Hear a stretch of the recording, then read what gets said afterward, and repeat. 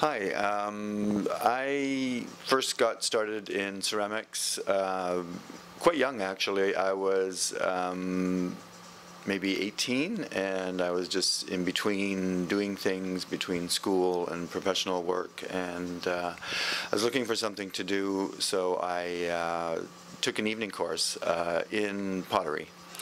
And I soon discovered that working on the wheel was not something that I really was that drawn to. Even though a lot of people are, it's sort of magical in that it just sort of happens as you go along. But I was more interested in a sculptural approach, so hand building was more my thing.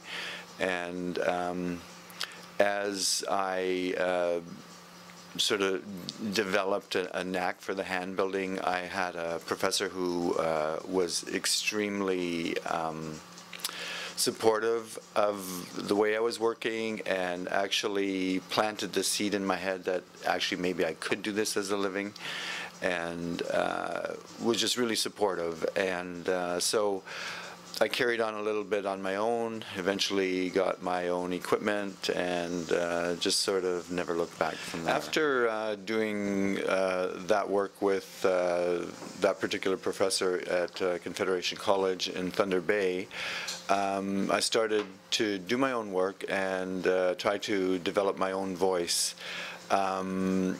Shortly after that, I moved to Vancouver and worked in a cooperative studio. And I guess it was around that time that I discovered porcelain, which is my main material. I tried other materials such as earthenware or stoneware, but I was always trying to cover it up and make it white. And porcelain is white and pure, and I guess I'm a closet painter, and you'll probably see that in my work, in that I like to project ideas onto my sculptures.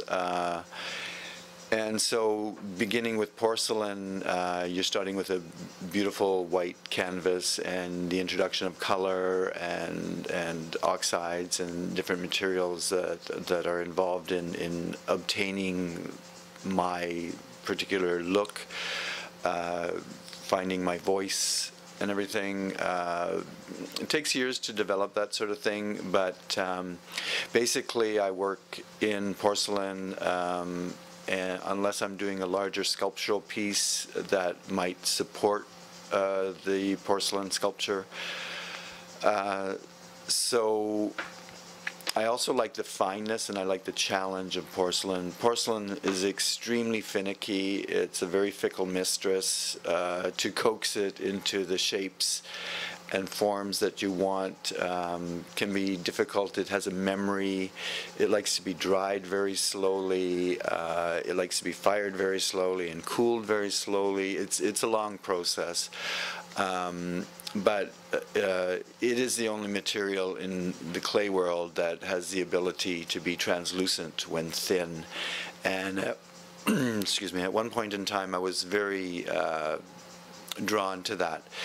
I've gone away from that a little bit because, well, it's fragility, because it has to be almost paper thin. I still work very, very thin. In fact, somewhat ridiculously thin for the size of works that I do, but that's the challenge for me, is to push the medium as far as I can take it. And that's, I guess, what keeps me motivated and excited about the work. And it's like, you know, can I do this? I have an idea in my head, and then I try to translate it into reality. And sometimes I draw the pieces first, but quite often I don't, because I find that there's three images involved in that process: the one in your head, the one on paper, and the one that you actually come up with. So I've sort of negated the middle one, because I guess I've been doing it for so long that I almost don't need to work that out. It just technique and the technical aspect of it is very methodical, very architectural. You know, there's alchemy involved in mixing your glazes and your oxides. That's another fascinating aspect of the work. It's not just a paint that you squeeze out of a tube. You develop your glazes, you do your underglazes. A lot of the colors that I use are commercial colors.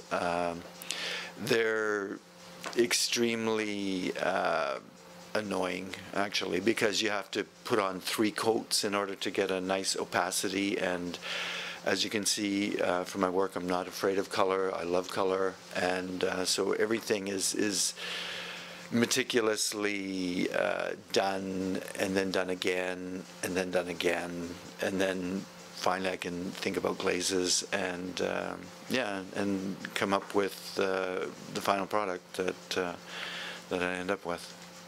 If I'm going to talk about some of my influences in terms of people, I'd have to say some of them are not really that famous or anything. They're just people who either work in the field or some of the profs that I had. And I guess I was always influenced more by something fun. My work has always been described as whimsical or fun, or that joie de vivre, whatever you take from it. But California funk was probably one of my influences. Dada is something that I'm was into. I like juxtapositioning smooth against rough and those kinds of things. So I like there to be a bit of humor in the work, because I like to bring a smile to people. I want I don't, there's enough pain and suffering in the world. I don't really want to create art that talks about that. Sometimes I might include a bit of that, just because it's something I need to say, and express every once in a while, because we're not always happy. So, yeah, the porcelain itself sort of has its traditions as well. In Meissen and Stoke-on-Trent and some of the English and German porcelains, and certainly Japanese and Chinese.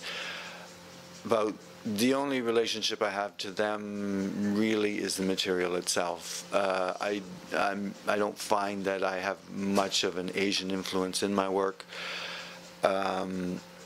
And maybe that's because I don't throw, because a lot of their work is quite humble and quite quiet, and I like my work to be humble, but certainly quiet is not something that, an adjective that would be used to describe my work.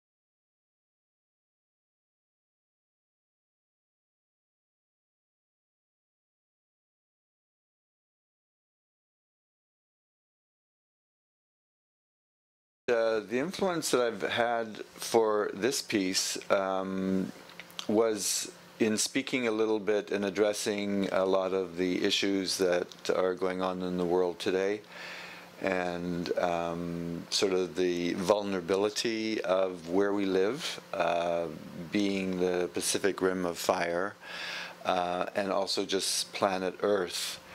And the imagery that I've selected for this side of this piece, because the narrative, which is typical of sculpture, is going to involve a 360-degree view of the piece. So this is just illustrating the beauty that we have here on Earth, with its lush green and blue skies, all those things that we've come to associate with beauty and tranquility and our elements.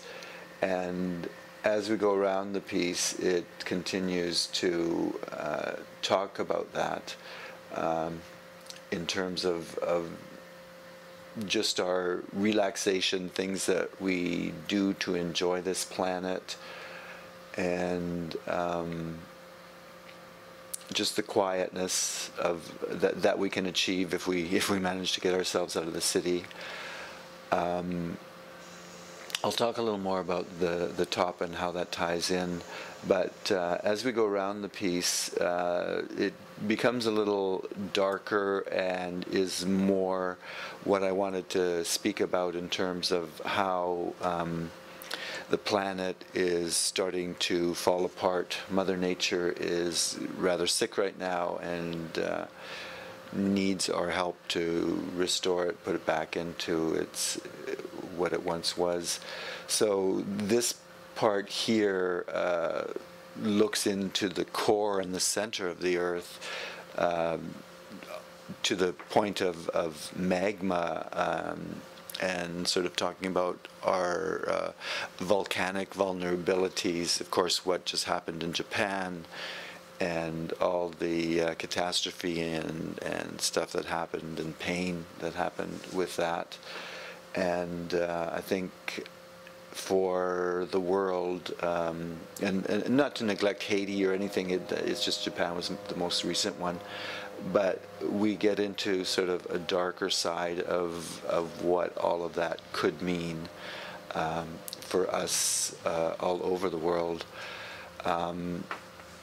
The top section is sort of a globe or half a planet that has just cracked in half, and you can see the outside, the ocean, and the floating organisms going through the ocean, and the undulating top of it indicating water and waves and that sort of thing.